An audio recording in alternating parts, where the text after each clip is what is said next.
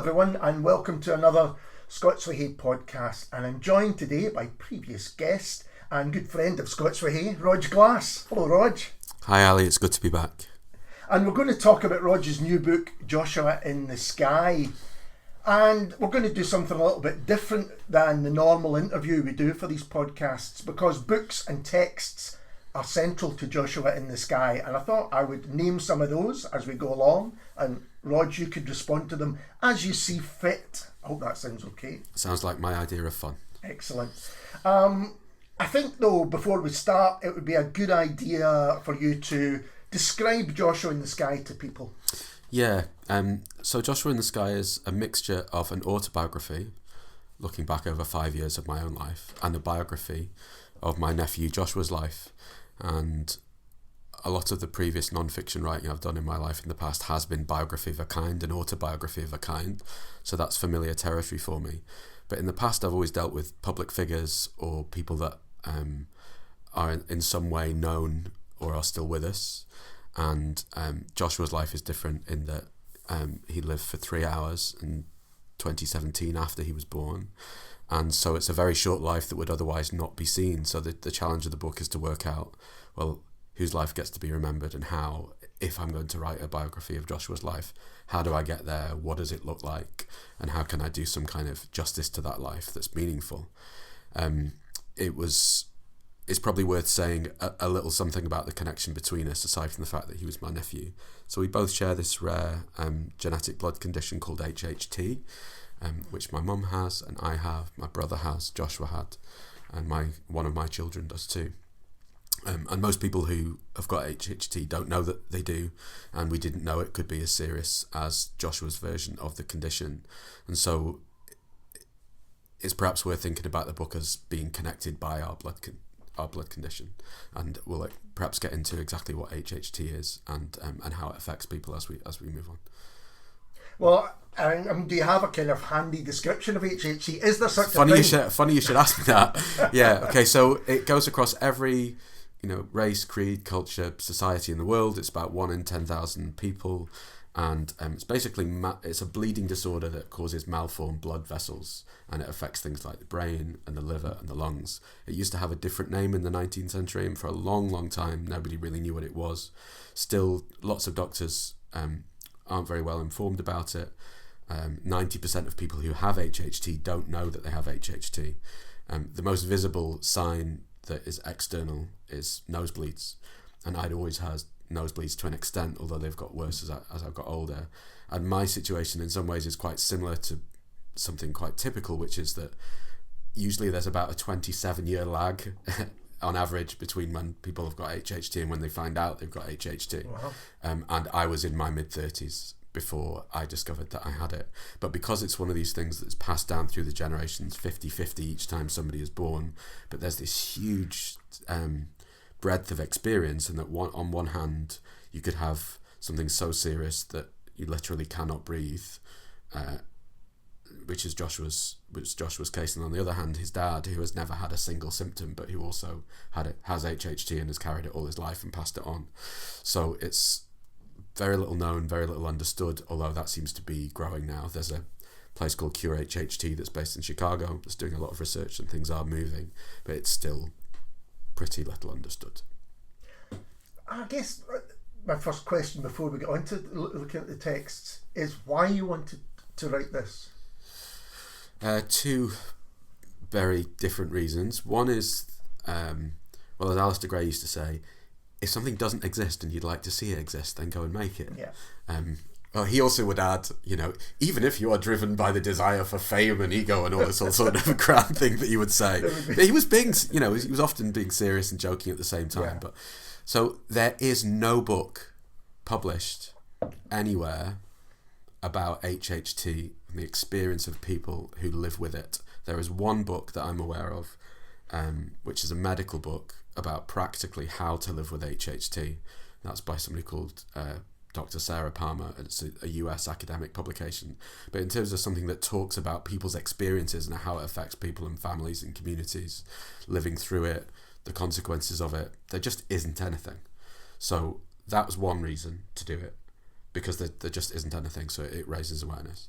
But the much bigger, more selfish reason was that I was, after Joshua died, and about 5 years afterwards, I was completely convinced that his death was my fault. I can explain why in brief, but I started writing the book as a way to try and make sense of the world around me, to try and cope with that loss and like very, very strong sense of blame and guilt, which I didn't really know what to do with.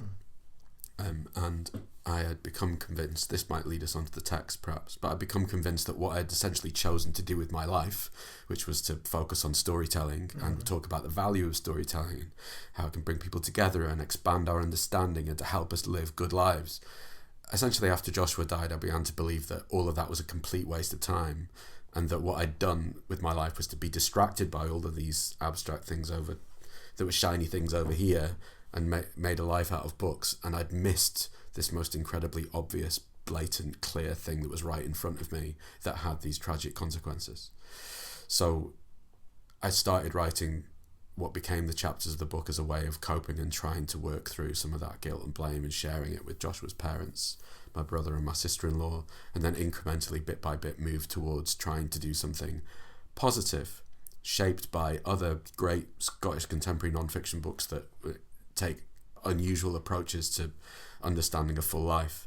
And having written about the lives of people like Alasdair Gray and Michel Faber in the past, I thought, well, maybe I can, after all, use this one skill that I've got and make a biography. But how do you do a biography of a very short life? Yeah. I was on my way to the hospital when Joshua died, and so I never met him directly. It means that in order to do that biography, I've had to patch it together with his parents and the rest of my family, and also to stretch out the life before and after and look at legacy. So those are my two reasons, really. Number one, because no book about HHT exists, and wherever I go, people don't know what it is, so that feels like a useful, worthwhile thing to do. And secondly, it was a way of, it's sort of a form of survival for me in working out like what had happened, how to then do something positive with Joshua's life. A memorial. It's a memorial. Yeah. Yeah. And in that way, did it change? For a while, did that change your relationship with literature? Yeah. I genuinely thought that I should have known I had HHT earlier. If I'd have researched it and been more proactive about it, I could have learned that you can pass it on without having any symptoms. Had I made sure I got my diagnosis earlier because it was obvious that I had symptoms, I felt like I could have then discovered how it works in families, warned my brother and his family that if they were going to have children, that this was something to be aware of. HHT is on a list of conditions whereby if you don't have children yet, you can get PGD and give yourself a chance of having children that don't pass on HHT. All of that seemed like incredibly obvious to me suddenly after Joshua died, and I felt singularly culpable for it. And this is an answer to the question, because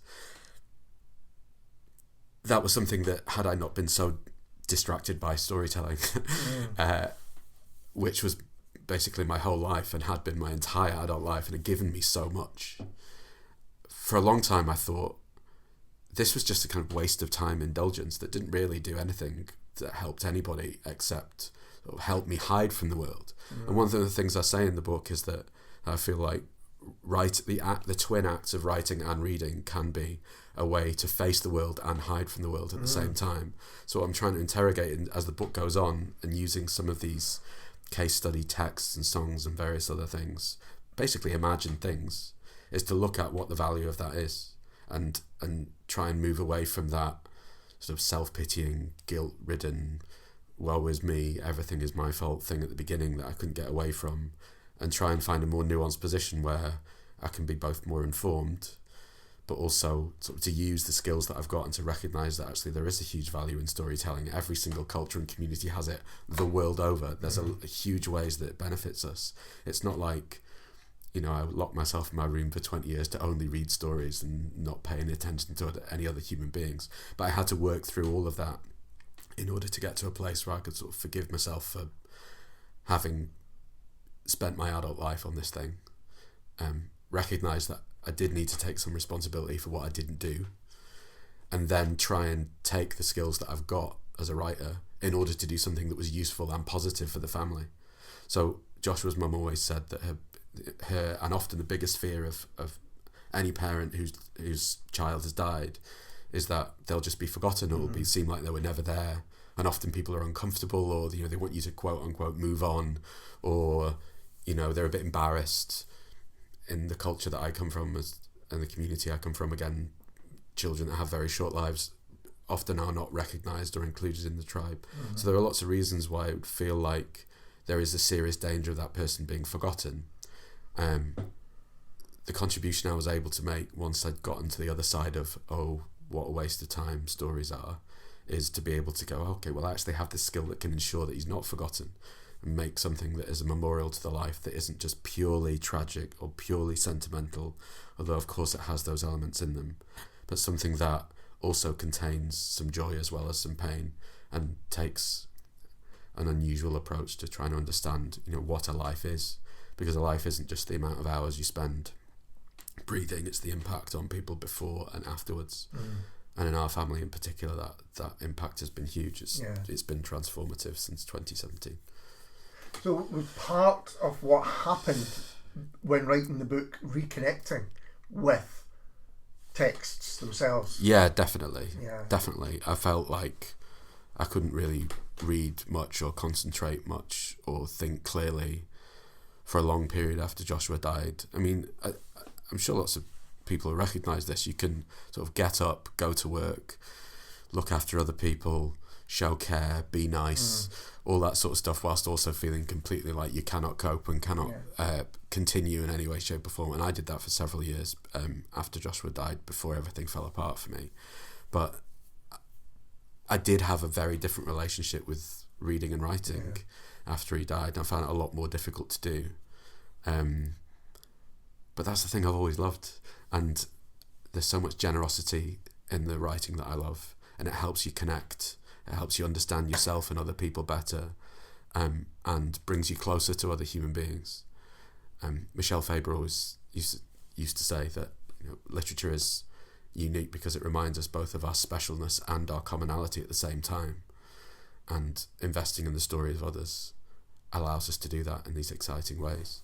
And through the case studies that I chose to put into Joshua in the Sky, I'm trying to let readers in on what my process was as I was reconnecting, as you say. That's a good word.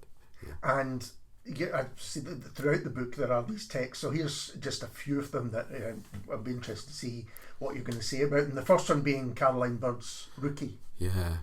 Oh, what an amazing poem that is. Since I wrote that in 2020, 2021, that's now become the title poem of her selected poems. It's obviously one that has really had very wide resonance, but at the time it was quite an obscure poem in her collection, The Air Year. I mean, even that title, The Air Year, is a year of her sort of floating and being disconnected from everything and everyone. She's incredible. For those that don't know, she published her first collection with Carcanet when she was literally 15 years old, and has got her selected poems in her 30s. It's just absolutely crazy, but she's so wonderful, brilliant, surreal poet. And the poem Rookie is about meaning well, trying hard, and getting absolutely everything inside out and upside down. I was having extensive nosebleed on the floor of the bathroom of my home in 2020 in the depths of early lockdown, and was scrolling through my phone, looking up at the ceiling, trying to stop the nosebleed, looking for anything to distract me, and I stumbled across this poem, which talks about all of the various different ways in which you might feel like the world is constantly showing you what an absolute idiot you are, and that actually meaning well doesn't really help protect anybody. And the reason that was like a punch in the face to me was that I've always prided myself on meaning well. Politeness, I think, really matters to me. Respect really matters. I've remain friends with a lot of people in my life who I have really radically different views to. It matters to me that the way that we communicate with each other, but especially because of our difference. Yeah. And I've always been a trier. I never, even when I was, even in moments of feeling dizzy with power as a writer, which are occasional, but they do happen sometimes. I've never thought, oh, what a great writer I am, or I'm a genius, or I've got such great intellect or anything. What I always thought was I was determined and I was a trier, and I meant well, and those things mattered to me. But by the time I read Caroline Bird's Rookie, I thought, well, actually, meaning well doesn't help with anything, does it? It's completely worthless, because I meant well, and yet here was this thing that I should have done and I didn't do, and Joshua is dead, and it's my fault. Like, all of that seemed like it was a really obvious, undeniable straight line.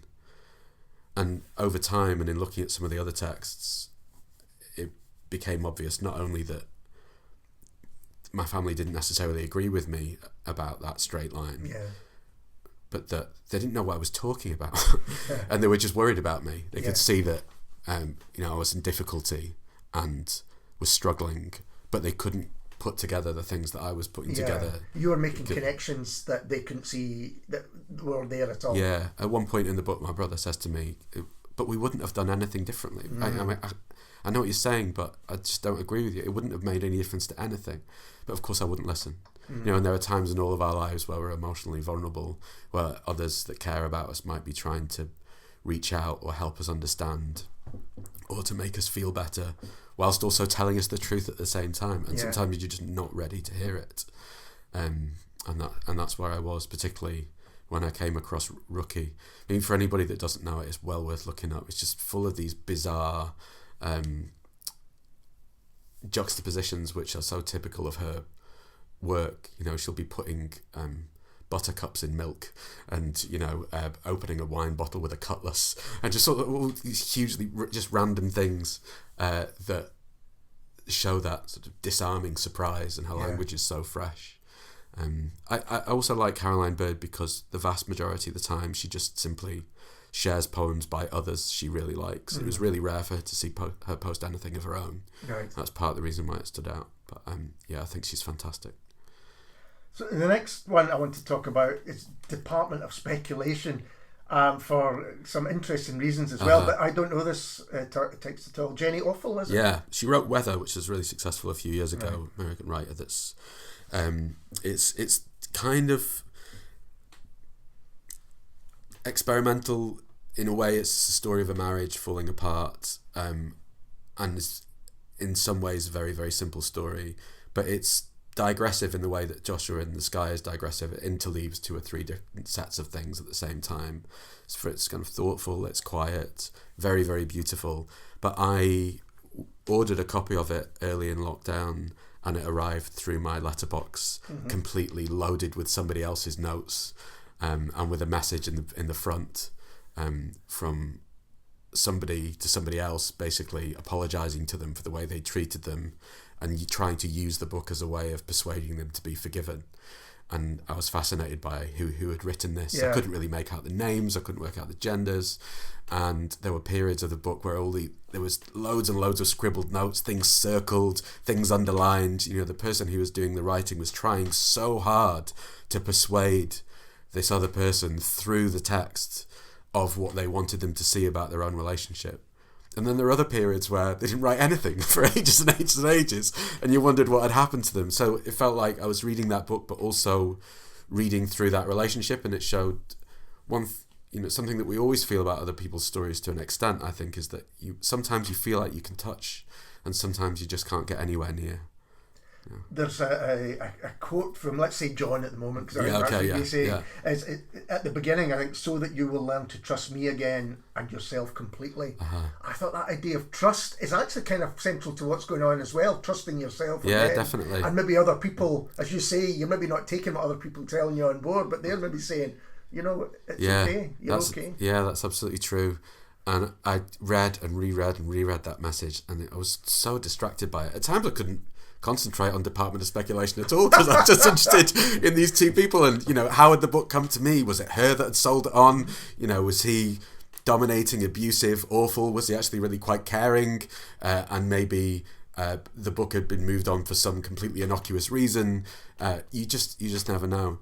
But my experience of that book was completely coloured by those 2, and then also by various other things I was reading at the time, like things that I was reading with my children, like Pip and Posy, that I also face in that in that chapter because it was a period of time where books were constantly coming through the door, but we couldn't really often go out of the door. Yeah. That's something so many people will recognise, of course. But the thing about speculation at the heart of that book is that in each of the chapters, what I'm trying to do bit by bit is sort of move through the stages of grief and deal with blame, but also to sort of not just speculate, but to try and work out something I could be sure of. And when you are completely shaken by something that might be, a death or something that forces you to rethink what you thought you knew about yourself, which is what happened to me. You feel like you're speculating all the time and you haven't got a clue. I felt like I couldn't rely on anything that I previously felt like I knew about my own life. I didn't trust myself. And so to read something that was really all about speculation, it's even got a little Socrates quote hiding in it, this, that we are all but speculators on the universe. It was something that really charged my readings of that book, but also helped move forward my thinking around what had happened with Joshua, which is something that if I'd have tried to explain it to other people in my life at the time, I think it would just seem like a kind of insanity. But it definitely made a difference. Yeah, it made a huge difference. Almost as much as Pip and Posy, which I also recommend. The notes, as you described them, made me think either of a very insensitive university marker, must do better. There's one bit there's just a capital no. Or an editor. It made me think about my time editing other people's work. And you've got to be careful how you put this across. Well, you have, and that's also partially about respect and respecting the other people's writing and reading as well, which is also a theme throughout the book. But it's funny you should mention that big NO, because I obsessed over that no, and I wasn't sure whether it was written by the same person who'd done all the other notes. Maybe it was a reply by the person who'd had to put up with all of the notes up until that point.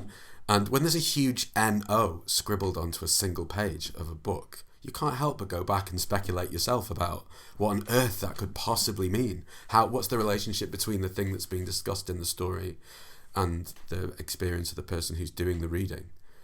That's so much of where the joy of reading comes from, or the emotion of it comes from what we bring to any story ourselves.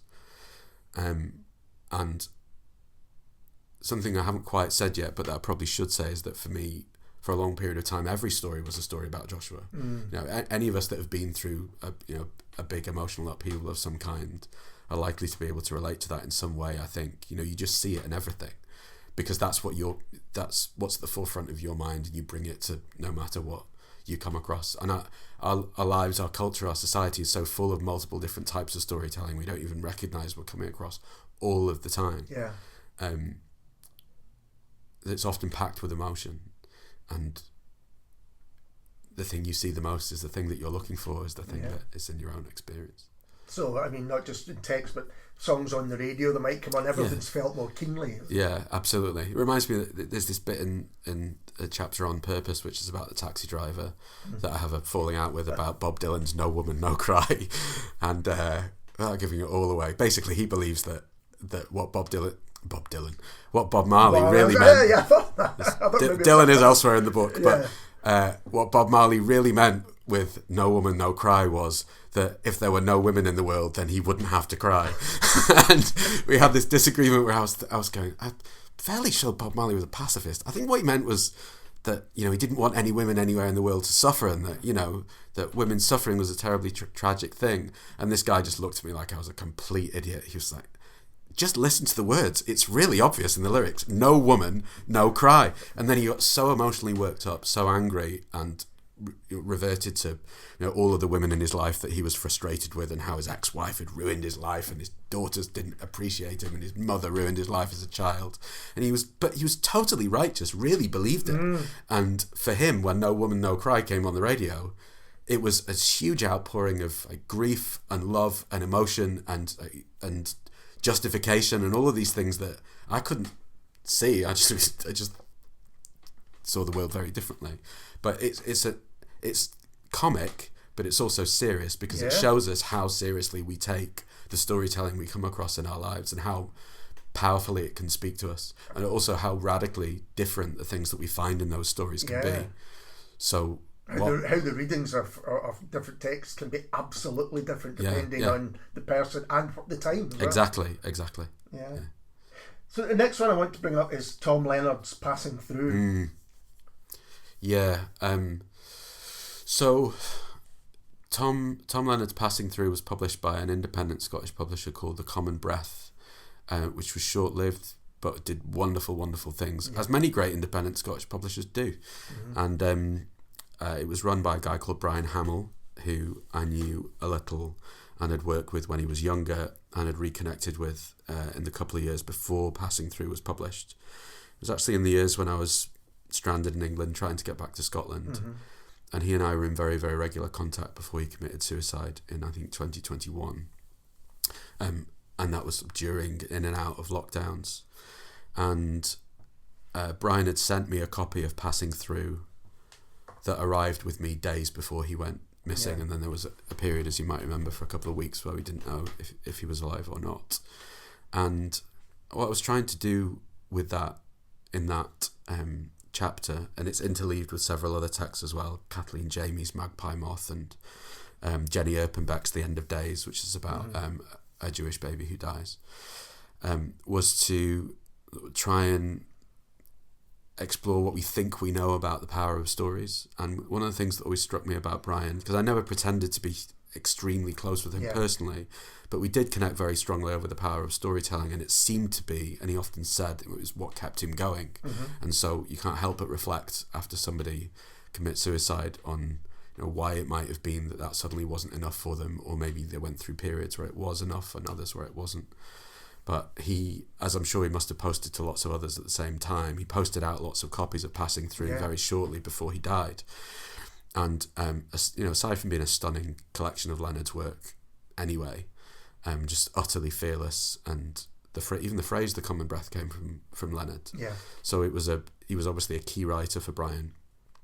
But at the back end of that book was the speech that James Kelman gave at Tom Leonard's funeral, and the lessons that he said at his funeral he felt were sort of hiding in Tom's life, if you like, because Tom Leonard survived huge traumas himself, was a survivor of devastating stripe, as well as being a great artist. Complex, and grumpy, he would have said himself. I don't think any of us could consider ourselves proper writers in the city of Glasgow unless Tom had been annoyed with us a few times about something, but it doesn't make him any less of a great artist. And what Kelman seemed to be saying in interpreting Tom's life was that the lesson of Tom's life was to try the best you could and to keep going. And he put it much more artfully than I have. But essentially that was it. And so to read those lines at the end of Tom Leonard's book, within a couple of days of Brian going missing, was fairly devastating. I struggled a little bit with that chapter because I didn't want to pretend that I was Brian's best friend or anything. I wasn't. But I do believe that it was an example of a way that literature can give us meaningful connection. The only detailed email that I ever sent Brian that he didn't respond to was the very last one, because at that point he'd already gone missing and I'd heard from him I think only 2 days beforehand. So I was trying to get a fair, reasonable, believable, genuine response to his life, but also to look at his literary contribution, which is not at all reduced by the fact that he's no longer alive. Whilst also, it was quite an early chapter of the book, exploring what we can learn from those sorts of dedications to literature. Is that a way of avoiding life, or is it a way of earnestly trying to understand life, and then that can affect the way that you treat others and what you make of your own life? Absolutely. And I think it was almost that love of literature that Brian wanted to share with other people, and he did, and he absolutely included other people. That meant that he meant so much to people. Yeah, and which explains a lot of the response after he died. Yeah. But he was genuinely inclusive, and generous and compassionate, and these are all things that we can practice by reading and writing. And I've always been drawn to writers and artists who I feel are in their bones generous, and not all of us are. I'm kind of obsessed with compassion and connection, which is what Michel Faber's work is all about, which is why I was drawn to Alasdair Gray in the first place. And Joshua in the Sky is as driven by my obsession with compassion and the search for connection with others as anything. But having other people within the Scottish literary community that walked it like they talked it, like Brian, and made such a dazzling contribution in such a short period of time. That seemed like a pretty special thing to me.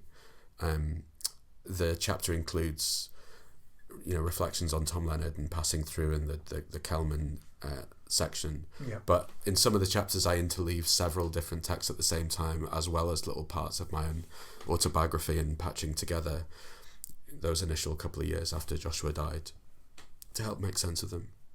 Yeah, and you mention the End of Days and Sightlines, which are both in that chapter, and are interesting texts to talk about in themselves. But I'm going to move on to Lanark, if that's okay. Yeah, of course, yeah. And Alasdair. Who's that by? I've never heard of it. Yeah. So for those who don't know, but I mean, seriously, let's talk about the book itself. Yes, yeah, let's do that. And then, your relationship to it. I think you say it's the only book you have more than 2 copies of. Yeah. So what makes it so special in terms of... well, when I first moved to Glasgow in the late 90s as a teenager, essentially running away from where I lived and the community I'd grown up in, one of the first friends I made gave me a copy of Lanark and said, well, if you're going to live here, you should understand something about it. The place, the city, Glasgow, he meant. And so right from the beginning for me, it was mixed in with a sense of like searching for understanding for the place that I'd chosen to live my life. And so it always meant a lot to me for that reason. Initially, I was just a reader of it. Then I was working as an undergrad in the Curlers bar in the West End when Alasdair Gray walked in one day, and I made an absolute hash of trying to make conversation with him about Lanark specifically, which is probably the very last thing he wanted when he was trying to, poor bugger was trying to order a gin and tonic at 2:00 on a Monday afternoon. Thankfully, he walked back in a couple of days later, had forgotten he'd met me, and we tried again. But so Lanark was instrumental for me before I met Alasdair. It was like a portrait of the city that was both fantastic and mundane, that was magical and ordinary at the same time, and that I began to understand as I started reading Scottish writers and trying to patch together this history that I hadn't grown up with any of in England, of course. Like, almost none of these writers that seem huge to us here are given any attention in the place where I grew up. So an understanding of Lanark helped me find other writers, connect to other writers that were part of that world as well. And then as I became Alasdair's secretary and worked for him, and then went on to write about him and become invested in his life and his legacy, even now beyond his death, it's remained absolutely central for me. I mean, even now, I've just recently agreed to write a book for Scottish school kids about Lanark, because they're now forced to read it. Oh, wow. As Alasdair said in his poem, 1st of March 1990, must all joy leave a trail of pain, or something like that. He wrote it in order to be free, and now it leaves a chain for others who are told that it's important, so they therefore have to read it. So I'm going to write this book for Scottish school kids to try and make it a little bit less frightening, and try and make sense of it for them. So my relationship with Lanark is ongoing and is detailed in a way that it isn't really with any other novel, full stop. Yeah. You mentioned a secretary's biography, which is your biography, and maybe talk a little bit about that and how that maybe your relationship with Alasdair. Would you say it was changed through that? Yes, it was definitely changed through it, but and it's gone through several different stages of change since as well. I would say, first of all, working for him was my writer's education, and it was utterly transformative. It gave me not only a map for how to treat others, to how to be a writer, how to take the process of craft seriously, how to be respectful with others. He was genuinely humble, but he was also very what's the best way to put it? Now you would say, in the modern parlance, he knew how to draw his boundaries clearly, by which he meant, he wouldn't let anybody else control him over all sorts of things. Yeah. But although he was deeply unusual in lots of ways, he was hugely inspiring and singular of vision, uncompromising, but also generous and kind and well-meaning. And so all of that was transformative for me before the book came out. When the book came out, that transformed my professional life and gave me the ability to go on and make a life from writing in the longer term that I don't think would have ever happened otherwise. And it got me a job ultimately that was way more stable than any job Alasdair had ever been able to have in his life, and he achieved way more than I had.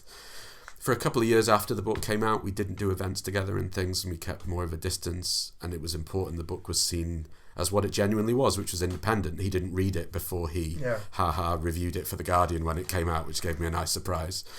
And then in the latter years of his life, particularly after he came out of the coma after his fall, we spent a lot more time together again before he died and talked about working together in the future, also what might happen after he died.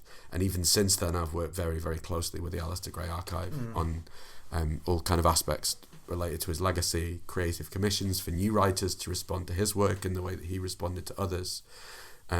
It is the gift of my life, and every single week somebody I don't know reaches out to me to say, you don't know me, but I have this thing, or I have this story about Alasdair Gray, or this thing that he gave me or drew me or did for me, and I just want to share it with somebody, and I thought his biographer might want to know. And it keeps on giving all of the time, and it keeps on teaching me lessons about how to be a human being, and be able to live with the decisions that you make. It's just been, it's been the absolute gift of my life. Do you think when he agreed for you to write his biography that he really had thought about what that entailed? No. No. Because what you're saying is absolutely right. I got the feeling that he was really keen to understand other people. He really wanted to. He had no kind of barriers to other people's ideas or anything like that, and he would really think about them. But he didn't really want to be understood himself. That idea kind of gave him a bit of fear. Oh yeah, that gave him the bulk. He didn't want that happening at all. Really, I don't think he really thought it through clearly.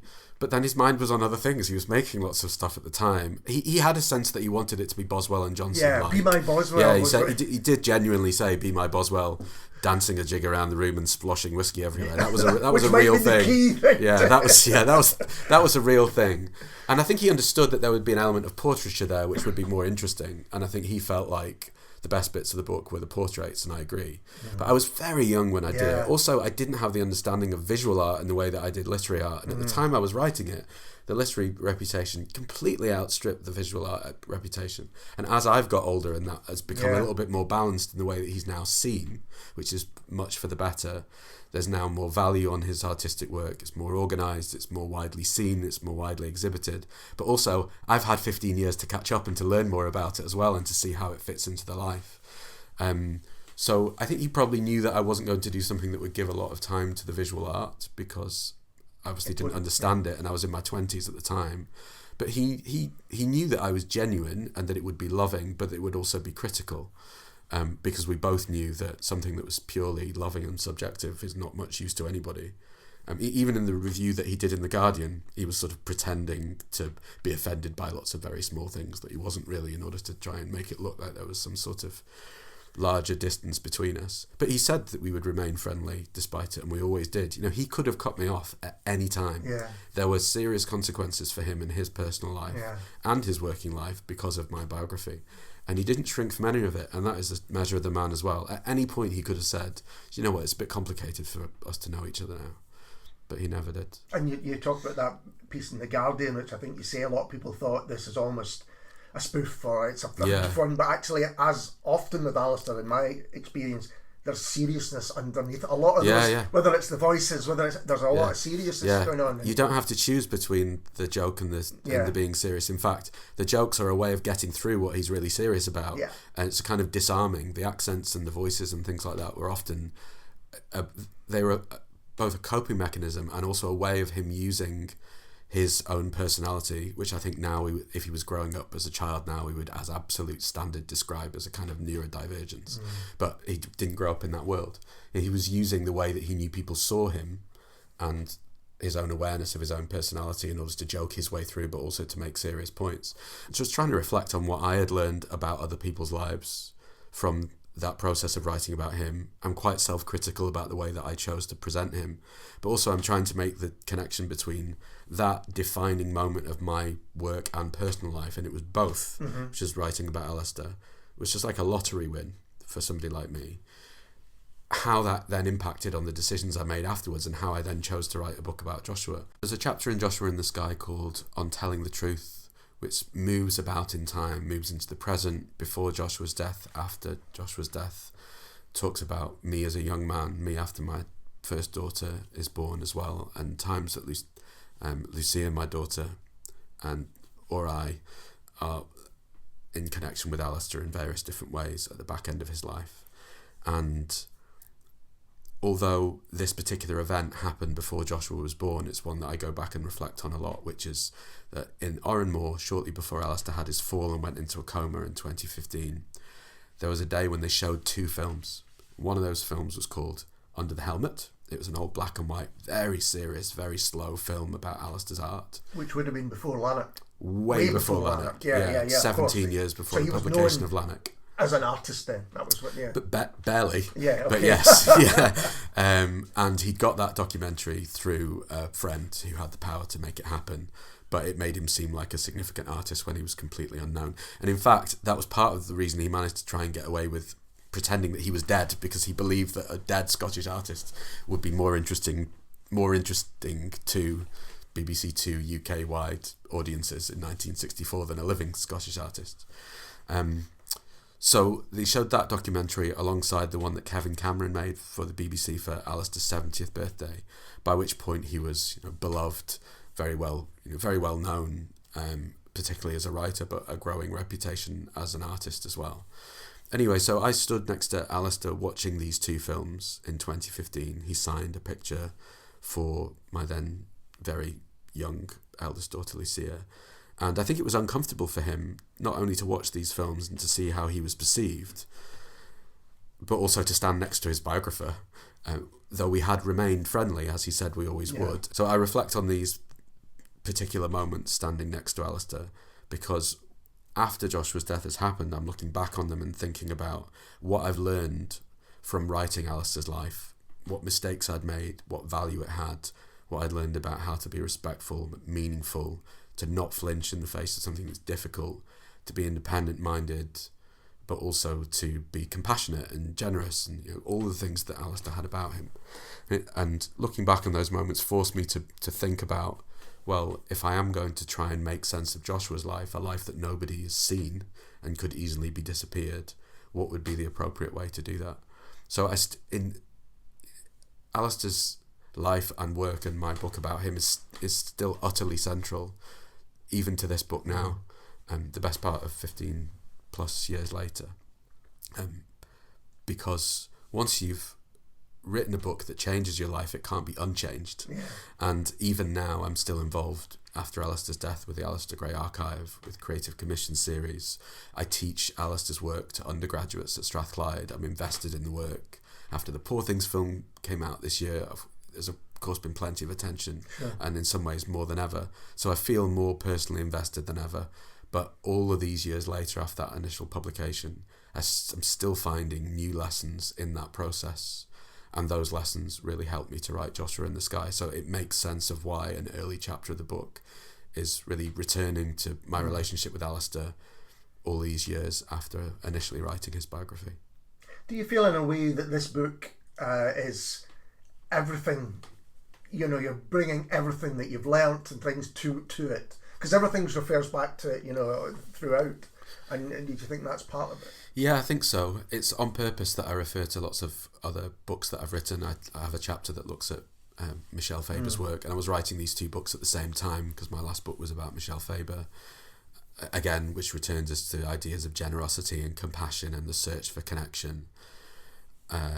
So I'm drawing on those things purposely, but because I do feel like all of those stages had to be gone through in order to be able to be in a place where I could write a biography of a short life in this way. Yeah, definitely. I have a curious writing career. I've been very lucky and I've published a lot, but I think anybody that didn't know me would look at a lot of the things that I've done and wonder what on earth the connection is between all of them. They all seem incredibly closely connected to me. Yeah. And I suppose in this book I'm trying to make sense of that particular I'm trying to avoid the word journey, but I can't. Yeah. That particular journey. I started out as a fiction writer, but I realised very quickly that my strength was in non-fiction and writing the lives of others and my own life as well. And I've done that in so many different ways since, written about my daughters, written for children, using my again, directly writing about my daughters and with their permission. Now writing in collaboration with my family with their permission. My next book is a biography of a band. It's all about creative processes in a way and understanding the lives of others while also including myself in a backgrounded way.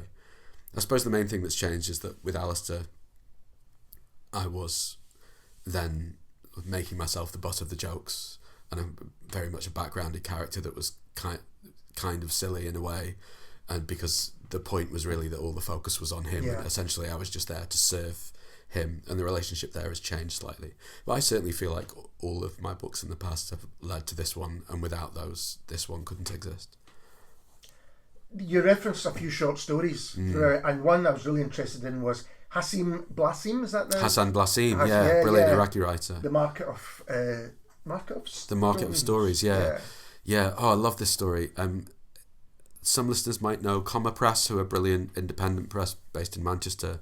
They do all these short story collections that put writers together with scientists, and they have these experimental collaborative books. They do books about whole cities, and they publish a lot of Middle Eastern work and Palestinian writers, and I've always loved a lot of what Common Press have done. But Hassan Blasim had these two collections relatively close together, translated from the Arabic, that did really well over here. And this is kind of a version of an ancient story that I think existed across lots of different types of cultures, but a story of a storyteller who draws on his locality. And the Market of Stories is about an unknown Iraqi writer who only sets all of his stories in the market down the road from where he lives, because he believes, as he puts it, that the entire world is hiding inside the blood of an Iraqi chicken, which I absolutely love. And he has such a fascinating personal story. He was exiled from Iraq before the war and the invasion in the early 2000s, because exiled by Saddam Hussein, and is now a Finnish citizen and is also a filmmaker. An interesting guy anyway, but what spoke to me about that story was that you can focus on any individual part of your life or your community or culture or surroundings and interrogate that thing forever, and there is no exhausting it. For the character in Hassan Blasim's The Market of Stories, there is no limit to all of the stories that could take place in that one geographical location, because all human life is there. And at the time that I was returning to that story, that seemed to have an incredible amount of power for me, because the story of my own life that I'd been telling myself for years and years seemed to me just a really painful bad joke, and I didn't know what to do with it. And so any narratives that were reaching for the story of the life of any one individual had particular power for me. Also, I've always been much more interested in basically any other community, culture, religion or language than my own, partly because I was never really at peace with my own, which is another story. But I have always connected with stories from radically different places very strongly, and sometimes characters from individual stories will vividly stay with me off the page as if they were real people, which is something that I've heard lots of other writers comment on over the years as well. It's almost like an individual character, if potently written, can leap beyond the page and exist in lots of other places. I feel like that about Maya from In the Cart as well, who's one of my absolute favourite characters in any short story anywhere ever. It feels like she's everywhere, and that's how it was for me with the main character, who's called Al Hamrani from The Market of Stories. That's interesting. I remember talking to the writer David Keenan, and he talks about some of the characters in his books where he expects them to turn up. He's surprised when they're not at a certain place, that that's how kind of real they are to them. Another short story from a collected story collection by Grace Paley, you were saying. Grace Paley's Once. That's a really critical one too. It's my favourite short story, bar none, on planet Earth since the beginning of time. There are no exceptions, no qualifications. It's the greatest short story anyone has ever written, full stop. You have to agree with me. It's a 2-page story, brilliant story about a woman who is returning 2 books to her library 18 years late. And it's a story about the passage of time and generosity and the impossibility of making other people see you the way that you might want them to. She bumps into her ex-husband on the steps of the library, And there is no denying the passage of time. She's lived 2 blocks away from this library all these years. She could have brought the books back, and she never got round to it. And so she's forced to face what her relationship with time has been. Anyway, she's a very self-effacing character who's very willing to accept her own faults, although she has got small ways in which she wants to change, and the word wants has got great power. And she bumps into her ex-husband, and I don't know if you've ever experienced anything like this, Ali, or whether any of your listeners have, but I have. And you may well be somewhere that you bump into somebody that you've not seen in a while, and that person has really got something they've been waiting to say for a long time that they want to get off their chest. And in this story, the character, the unnamed narrator's ex-husband, is delighted to see her because he's furious, and she sees him and she says, "Oh, hello, my life." They lived together for 27 years, so she feels entitled to say "my life," and she's quite pleased to see him. And he says, "What? No, what life? No life of mine." And then he starts complaining, and he has no ability to reflect on his own behaviour, to take any responsibility for anything he's done with his own life. He just starts accusing her of not wanting anything in life, and that this was always her problem, and that he has things that he wants, and now he's much happier and he's off to do all these things. And she doesn't quite agree with him, but she is affected by what he has to say. It hurts, and she is trying to change. But the generous way that she responds to his accusations is a thing that makes it magical for me. It's also incredibly funny. He says to her, "In many ways, I attribute the dissolution of our marriage, or the breakdown of our marriage, to the fact that you never invited the Bertrams to dinner." I mean, aside from the fact that he could have invited the Bertrams at any time, her answer shows her relationship with time, but also shows that she's not an accusatory person.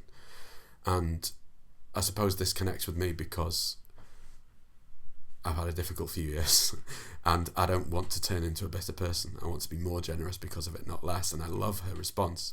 She goes, "Yeah, I suppose you're right. But then, that Friday they were supposed to come, so-and-so was ill, and then the children were young, and then the war happened, and then we didn't really seem to know them anymore. But yes, I suppose I could have invited them to dinner." And there's just something beautiful about the way that she reflects upon this. And then she sits down on the steps of the library after he's gone. He's given out his poison and he's left. Yeah. And she describes how he has this power to sort of worm his way sort of through her chest like a snake with these things that he says, but that she admits that she has got faults, but she does really want to change. She wants to be the kind of person who takes the books back to the library sooner than 18 years late. And of course she takes out the same 2 books because she's forgotten what was in them now. Yeah. And as soon as they write off then she goes back and she does it again. But it's so beautiful. And I used this as a way to kind of explore what we think we know about our own lives and sureness. At times in writing Joshua in the Sky, I was absolutely certain of my own complete culpability and idiocy, and felt that I should definitely be dead. There was no question of that, and I didn't feel like I had the right to survive. Utter sureness, and ruined my life and the life of people around me for a long time. And other times where I felt like I couldn't be sure of anything. Mm-hmm. So reading the stories of people who sort of move between states of sureness is bound to affect me emotionally. But just line to line, she's this exquisite writer, really brilliant, and brilliant on Jewish language and Jewish communities as well. And because I've always run from Jewish writers, as soon as I started to distance myself from that community I grew up in, because I just wasn't comfortable in it, Grace Paley was pretty much the only writer that I always stuck with, and I still love her work today. I think you probably convinced most of us to check it's out. Amazing. I've recommended it so many times. I know off by heart. If you look it up on Biblioclept, it's just sitting there, and you can find it in a second. It's 2 pages. It's brilliant. You won't regret it. But the idea of storytelling absolutely runs throughout the book, and that it seems to me by discovering or rediscovering or investigating other people's stories, you realise that we're all telling our own stories and telling them to ourselves sometimes. And there's also this thing of remembrance as well, and remembering, and how you talk about, that's a great idea, that story, how 2 people might remember the same occurrence but in a completely different way. Yeah, And you're right that we're always telling ourselves our own story, and we're always changing it. We don't even know we're changing it sometimes. And you can get set in a sort of narrative of what you think your life has been. And it's only really through big life-changing events that is forced to change. And how people respond to those forced changes, I think, is a measure of who they are. My story in brief is that I really struggled to do it for a long time, but the process of writing this book helped me do it. And you mentioned Michel Faber, and Under the Skin's another text that you reference. Mm-hmm. One of my favourite books as well. Another one is just an astonishing read. But what was it, not just about that book, but also your work with Michel that kind of fed into Joshua in the Sky? Yeah, lots of things. I mean, aside from anything else, I was writing my book about Michel Faber as I was writing all of these chapters with Joshua in the Sky, and so they were happening in parallel. At the time, I didn't know if I could publish Joshua in the Sky or if anyone would be interested in it, and it had been a while since I'd published creative work, but they very much felt like a pair. So I would, on any given day, I could be working on Michel's work in the morning and writing about Joshua in the afternoon. So there was always going to be a strong commonality there. This obsession that Faber has with generosity and compassion, which comes from the fact that his parents were literally Dutch Nazi collaborators. He grew up in a house of silence and shame, is the phrase he always uses, and that all of his work is a reaction against that. And Under the Skin is a study in what happens when you do not have compassion for those around you, or do not recognise the commonality between you and them. And Isserley, who's a deeply complex, flawed but brilliant narrator, for a long time in that novel she resists, even when it's blatantly put right in front of her what her commonality is with those around her, and a study in compassion through removal of compassion, I just thought was a brilliant idea for a novel. And Under the Skin was one of these books that had such an interesting gestation as well, and lots of different stages to it. And when I was researching that book in the University of Dundee archives, there were editorial reports and early versions, and just changed elements that the book could have gone in such radically different ways. So I was always fascinated in that book as a publication process, but also as something that was a study in compassion through an experiment, which was what happens if you remove the compassion completely from a story. What then happens to that story? So that was always key. But in fact, there was another Michel Faber book that was even more important, and I reflect on that in a later chapter, called On Oxygen, which is based around a drama of me having an asthma attack, and the friendships is maybe a little bit strong, but the connections perhaps that I had with the people in the ambulance. An incredible section. I mean, really. Thank you. They're like 5 Morecambe wives. They're absolutely brilliant. But in the ambulance, I reflect on this book by Michel Faber, which is called Undying, a love story. And there's a magic trick hiding in that book, which I wanted to declare the steal, but use in order to be able to, in really practical terms, help me work out what to do in Joshua's name. And Michel Faber and his wife Ava, they worked together as collaborators for 26 years. Whenever he was stuck, she would write sections that he couldn't write himself. Under the Skin, the key trauma in there is a perfect example of that. So fascinating. He credited her as a collaborator. They did interviews jointly. She wrote too. He supported her in her photography in all sorts of interesting ways. It was a really inspiring love story. And she died from cancer in 2014. And he'd never written poems before she died, and he's never written them since. But he wrote this book of poems called Undying. And the whole magic trick of the book is to present their love as a victory over cancer, even as cancer kills her. It's a refusal to allow cancer to completely shadow their entire relationship as if it was a tragic thing. And I fell in love with that. In fact, I then started to even recognise it in lots of other Scottish contemporary fiction and non-fiction.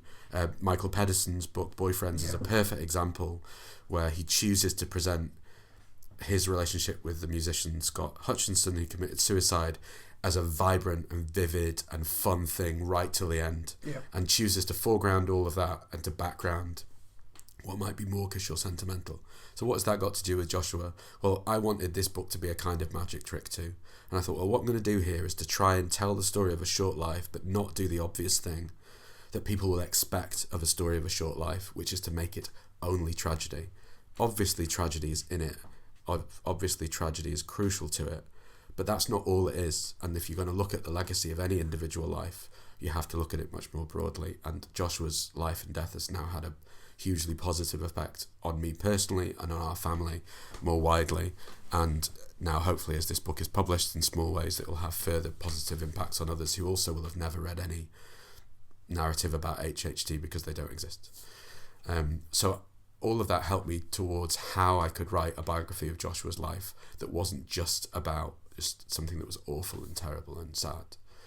And to try and perform a similar kind of magic trick. So all of that is rooted in Michel Faber. Mm-hmm. So these foci, if you like, for each of these chapters, they're not accidental. They are often referring to things that are elsewhere in my work as well, but are also meaningfully connected to why this thing is the shape that it is. Because it's only the last chapter of Joshua in the Sky that's actually a straightforward biography. Yeah. All of the other chapters are working towards that, or trying to work out the shape that it might take or how it might be done. And a book I wanted to talk about, if you can, is Book of Joshua Jonah itself. Yeah. Can you describe that? Yeah, definitely. So that's a private book of photographs that was taken in the hours after Joshua was born in the hospital. And although that was obviously an incredibly, the most difficult of difficult periods for Joshua's parents, they were advised, because they knew before Joshua was born that it would be unlikely that he would be able to breathe himself after birth, and so they knew that his chances were slim, so they were all prepared for this as much as you possibly can. And they advised his parents that they would probably want photographs afterwards, and even if they didn't feel like it in the moment, that this would be something of value for them that would help to connect them to him. And they have all of these, because of course these things, baby loss is so incredibly common, although not often. It's maybe more talked about now than 10, 20, 30 years ago in this country, but still, there's enough research around now that shows the ways in which parents can feel connected to their children after they've died, and one of them was getting these photographs done. So there was a photographer in the room with them, and they put together this book of photographs, and along with some poems that are commonly used in these kinds of situations. Mm-hmm. And my sister, who's a professional photographer and runs her own business, helped touch up some of them afterwards and put them in a book that were just given to a handful of us in the family. Yeah. And it's like having a present that is also a bomb in the house, a little bit like my medical book about living with HHT that I used to hide around the house so as I didn't have to see it. It's the kind of thing that I can't always face. And I don't always know where to put, but I also wouldn't do without. So when I'm moving towards the biography of Joshua, I find that in fact this existing book of photographs is a huge gift, and it helps to be able to patch together what happened in those hours. Because of course, I say of course, I haven't said this yet, but I wasn't in the room. I was on my way to the hospital in the car when Joshua died, so I never met him myself. So I'm really dependent on that access, as well as Joshua's parents being able to help me fill in things that I wasn't there for. And at the beginning you give us a description of Joshua in the Sky. I wonder if you know how you reflect on it now that it's written and being published. If you had any aims for it, have they been achieved, or is that not? Is the process more important than the publication almost? I think they're both important to me. At the moment it's too early to say exactly what impact the book will have, if any, but I'm very encouraged by the response that we've had already. It's already exceeded my expectations, I think, because those were quite low to start off with, and I didn't want to have high expectations. There were two things. The first one is the process. The process was crucial for me as a way of surviving, and it's definitely done that. I'm much happier. I'm now describing something I'm on the other side of, which is why I'm able to stay calm as I talk about it. 3 years ago, that would have been completely impossible. So selfishly, I don't use selfishly as a negative term, but just purely for me, selfishly, that process has not only helped me survive, but made me stronger ultimately. So that's a pretty huge present from the book. In terms of the impact, what I'd like to do is to raise a little bit more awareness about HHT. I'd like to raise some money for Cure HHT and for the fetal unit that cared for Joshua. Just have HHT narratives out there, and be proactive about trying to talk about what it is. There are still key people in my family that have HHT and there's still no cure. So that's something that I can do positively in small and maybe some bigger ways in the future too.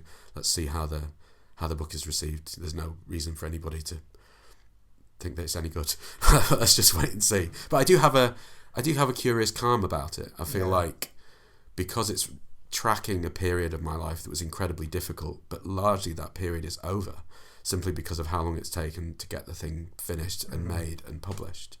There is something oddly satisfying about that, and I'm quite calm about the tour that's coming up and the media stuff that we've got planned and the amount of attention that there will be, because I'm at peace with the decisions that I've made. And that's because they were made slowly and carefully, collaboratively with Joshua's parents, their permission at every single stage.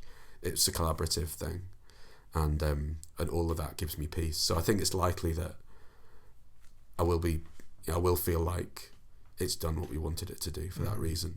Now, it's not really about how many copies it sells or whether reviews are nice or anything like that. That's a small part of the picture, but I'm quite looking forward to the publication process as we sit here now. This is one of the first conversations that I've had about it, and the book's not out for a couple of weeks.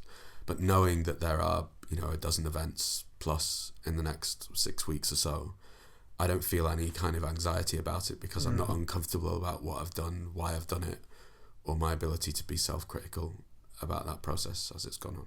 Yeah, so the idea of talking about it as we're doing today, it's actually a welcome thing, I guess. It's genuinely therapeutic. It helps me understand what's happened and how. It gives me an opportunity to talk about Joshua, which I always want. And it gives me an opportunity to sort of verbalise and make sense of myself and to others about what I did, how I did it, to recognise that I take some responsibility and that there are things that I would have done differently for sure. I should have got diagnosed earlier. That could have made a difference. I don't hide from those things, but also I'm not living a life completely dominated by pointless, self-destructive self-blame and guilt. I'm trying to do something positive with the skills that I've got, and I'm really proud of being able to put Joshua's life story together.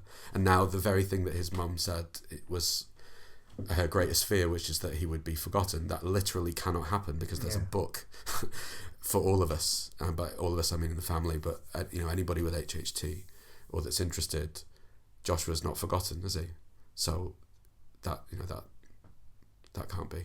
Yeah, and I think it's a wonderful book, and I think for the reason is it obviously, as we've discussed, takes on a lot of big themes, which I think will mean that readers will reflect themselves on how they feel, from guilt, faith, illness, tradition, all of these things are within it. So every reader, I think, will take their own reflections on it, despite it being such a personal story. I hope so. I mean, with any well-written story, if it's well written, the particular doesn't cut anybody out. To return to Alasdair just once more, at least once more for now. In 1964, the year that Under the Helmet documentary came out, the feedback that he got from literary agents at the time about what was then called Thor, and was a realistic story set in Glasgow, was that nobody could be interested in a story set in provincial Glasgow. And I think about that all of the time, because any particular story, its specificity is part of what gives it its specialness, but that doesn't cut out any universality from how's it best to phrase this? I mean, it doesn't stop anybody from being able to access that story emotionally.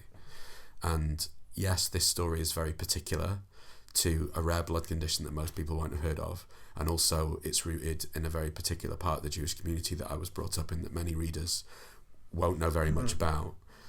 But it's also an incredibly common universal grief story. Yeah, absolutely. And my hope is that the second part of that will allow people to connect with it in some way.